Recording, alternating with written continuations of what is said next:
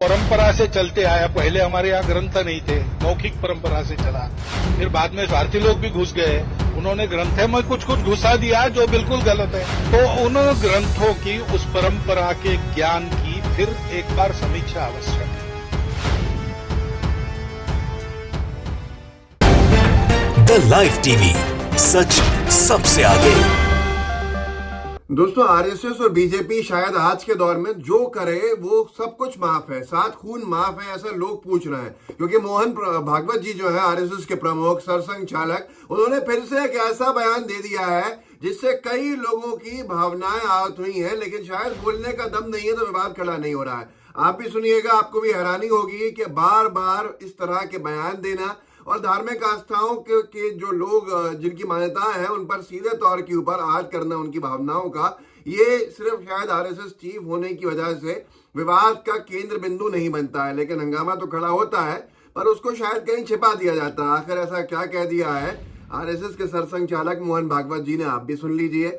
इस बार मामला धार्मिक ग्रंथों से जुड़ा हुआ है, धार्मिक किताबों से जुड़ा हुआ है। और मोहन भागवत जी ने हिंदू धार्मिक ग्रंथों के बारे में जो कहा है वो शायद अगर कोई और कहता तो बहुत ज्यादा आपत्तिजनक होता। दैनिक भास्कर ने लिखा है, मैं आपको वीडियो भी दिखाऊंगा। दैनिक भास्कर ने लिखा है, आरएसएस प्रमुख मोहन भागवत ने हिंदू धर्म ग्रंथों की दोबारा समीक्षा करने की बात कही है। उन्होंने कहा कि हमारे यहाँ पहले ग्रंथ नहीं थे, हमारा धर्म मौखिक परंपरा से चलता आ रहा था। आरएसएस चीफ बोले, हिंदू ग्रंथों की पर समीक्षा हो, पहले ज्ञान की परंपरा मौखिक थी, स्वार्थी लोगों ने इनमें गलत चीजें शामिल कर दी। सीधे तौर के ऊपर जो सवाल उठाना है वो किसके ऊपर है, आप समझ सकते हैं कि धार्मिक ग्रंथों में जो लिखा हुआ है उस पर। बहुत से लोगों का ट्विटर पर, सोशल मीडिया पे कहना यह है कि ये बातें इसलिए कर रहे हैं शायद आरएसएस चीफ क्योंकि स्वामी प्रसाद मौर्य ने उलझा के रख दिया है जो जाति कार्ड उन्होंने खेला है ओबीसी का, और फिर जिस तरह के सवाल खड़े उन्होंने किए, तो उस पूरे विवाद को देखकर शायद ये बीजेपी की आरएसएस की स्ट्रेटेजी है कि लोगों को उनके पास से जाने से रोकने के लिए इस तरह के बयान दिए जाएं। लेकिन इससे ब्राह्मण वर्ग जितना नाराज है उसका आप अंदाजा नहीं लगा सकते। इस वीडियो को देख लीजिए, आपको समझ में आ जाएगा। देखिए जरा इस वीडियो को। परंपरा से चलते आया। पहले हमारे यहाँ ग्रंथ नहीं थे, मौखिक परंपरा से चला। बाद में ग्रंथ हुए, वो ग्रंथ इधर से उधर चले गए। फिर बाद में स्वार्थी लोग भी घुस गए, उन्होंने ग्रंथ में कुछ घुसा दिया जो बिल्कुल गलत है। तो उन ग्रंथों की, उस परंपरा के ज्ञान की फिर एक बार समीक्षा आवश्यक है। समीक्षा के बाद जो इस कसौटी पर टिकेगा कि वो विज्ञान है और धर्म है, दोनों। दोस्तों, देखा आपने पूरे वीडियो के अंदर किस तरह से मोहन भागवत जी के जो शब्द थे, जो उनकी बात थी, धार्मिक ग्रंथों में वो सीधे तौर के ऊपर देखा जाए तो संशोधन की बात कर रहे हैं, जो मुझे लगता है किसी भी हिंदू धर्म को मानने वाले व्यक्ति के लिए बात सही नहीं होगी। विवाद तो खड़ा होना ही है। इससे पहले भी हर थोड़े दिनों में ऐसे विवादित बयान मोहन भागवत जी की तरफ से आते रहते हैं। न्यूज 24 ने लिखा है, कुछ मतलबी लोगों ने ग्रंथों में अपनी तरफ से चीजों को डाला है, इसकी समीक्षा जरूरी है। आरएसएस के प्रमुख डॉक्टर मोहन भागवत का बयान। विवेक कुमार इंडियन ने लिखा है इस पे, यही बात स्वामी प्रसाद जी कहते हैं तो भांड मीडिया और कुछ संतरेज इसे भगवान का अपमान बताते हैं। यही बात मोहन भागवत कहते हैं तो सांप सूंघ जाता है, कुछ तो कहो संतरों। अब इसके ऊपर उन्होंने सवाल सीधे उन लोगों से पूछा है, वही मैंने आपसे बात कही थी कि जो स्वामी प्रसाद मौर्य की बात है वो आएगी, और इस पर समाजवादी पार्टी कैसे पीछे रहती। उन्होंने मोहन भागवत जी के बयान को कोट करके लिख दिया, हम संघ प्रमुख मोहन भागवत जी ने अब ग्रंथों पर सवाल उठा दिए हैं। इशारों में तुलसीदास जी पर भी सवाल उठा रहे हैं।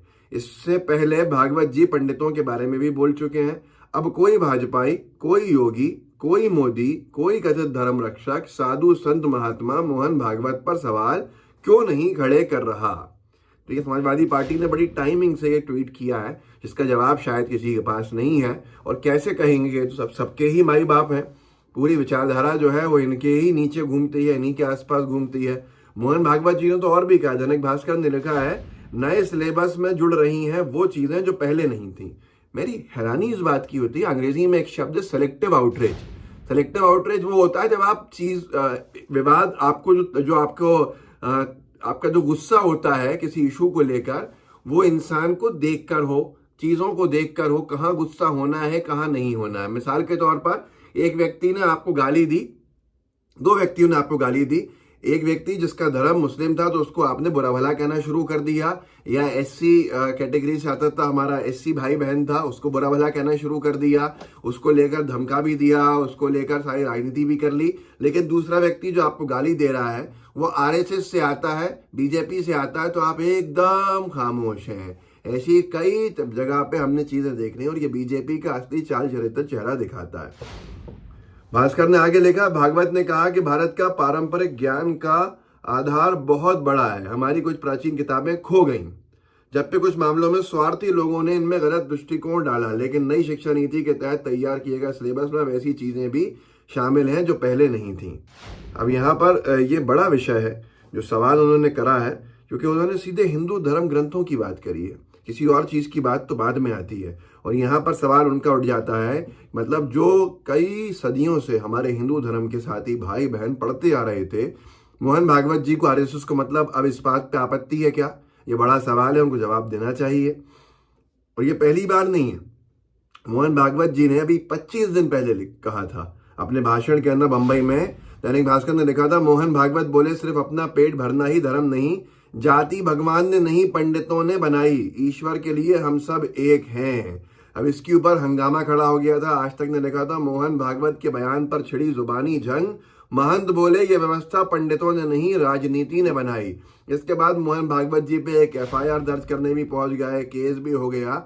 हुआ कुछ नहीं, सिर्फ कागजी कार्रवाइयों के बाद सब कुछ। किसके अंदर दम है, कौन कहेगा और कौन गवाह बनेगा और कौन कार्रवाई करेगा, ये बड़ी बात है आज जब बीजेपी सत्ता में है।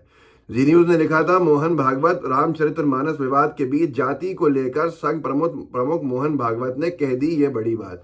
यही थी वो बड़ी बात जो मैंने आपको दिखाई। यहाँ तक के इस पर इतना हंगामा हुआ कि जो पंडित समाज है, ब्राह्मण समाज है, उन्होंने जाके शिकायतें भी दर्ज करानी चाहिए, पर हुआ कुछ नहीं। राजस्थान तक ने लिखा, भागवत के बयान पर ब्राह्मणों में आक्रोश, बोले अगर माफी नहीं मांगी तो पूरे देश में जलाएंगे उनके पुतले। तो आप सोच सकते हैं किस तरह की बातें चली, कुछ हुआ। लेकिन निरंतर मोहन भागवत जी आरएसएस हमारे हिंदू धर्म के भाई बहनों की आस्था का अपमान करें, और लेकिन सिलेक्टिव आउटरीच के चलते किसी को गुस्सा नहीं आया, ये बड़ा विषय है। बिहार की अदालत में आरएसएस प्रमुख मोहन भागवत के खिलाफ शिकायत दर्ज, प्रभा साक्षी ने लिखा था। इसके साथ साथ जिसने शिकायत दर्ज कराई, संघ प्रमुख मोहन भागवत के विरुद्ध शिकायत दर्ज कराने वाले संदीप देव ने, जो कि मतलब धर्म से जुड़े विषयों के ऊपर बहुत कुछ रखते हैं ज्ञान और बताते भी हैं। उन्होंने सीधे तौर के ऊपर एक ट्वीट कर दिया था, संघ प्रमुख डॉक्टर मोहन भागवत, ई पंचजनिया, ई ऑर्गेनाइजर, ये सारे वो हैं अखबार जो आरएसएस के हैं। अगर आपको पंचजनिया कोई अखबार जैसा ट्विटर पे हैंडल दिखता है तो समझ लीजिए ये आरएसएस अपनी बोली बोल रहा है, वहां पे ऑफिशियल नहीं है। वे संपादक प्रफुल्ल लकेतकर, हितेश शंकर द्वारा महाभारत पुराण में वर्णित 2 शिवांश भाइयों हंस डिंबक को समलैंगिक कहने और भगवान श्री कृष्ण को अफवाहबाज बताने के कारण आज बिंदापुर थाने में शिकायत दर्ज करा दिया है। भागवत जी का आप सोचिए, उन्होंने कितना बड़ा आस्था के साथ खेला किया था, जहां पे इन्होंने शिकायत कराई कि उन्होंने महाभारत के 2 कैरेक्टर्स को समलैंगिक बता दिया था। एक इन्होंने लिखा संदीप देव ने कि उन्होंने भगवान श्री कृष्ण को अफवाहबाज बताया था, इसके कारण इन्होंने शिकायत दर्ज कराई। ये सारी चीजों से एक चीज साफ समझ में आती है कि आरएसएस कुछ भी कह ले, आरएसएस जज्बातों से खेल ले, लेकिन आरएसएस के कहने के ऊपर किसी को भी तकलीफ नहीं होगी, क्योंकि आरएसएस के खिलाफ बोलने से, अगर वो धर्म के खिलाफ बोल रहे हैं या धर्म को लेकर कोई ऐसी बात कर रहे हैं आरएसएस वाले जिससे कि तकलीफ हो किसी को, तो ये कोई भी नहीं जाएगा। बीजेपी का कोई भी नेता, विश्व हिंदू परिषद का कोई भी नेता, गौ रक्षक, बजरंग दल, क्योंकि आरएसएस पे हमलावर होने से कोई राजनीतिक लाभ नहीं होगा। तो ये है इनका धर्म प्रेम, ये है इनकी सच्चाई। इस वीडियो को आगे बढ़ा दीजिएगा, लोगों को जागरूक कर दीजिएगा। जय हिंद, जय भारत।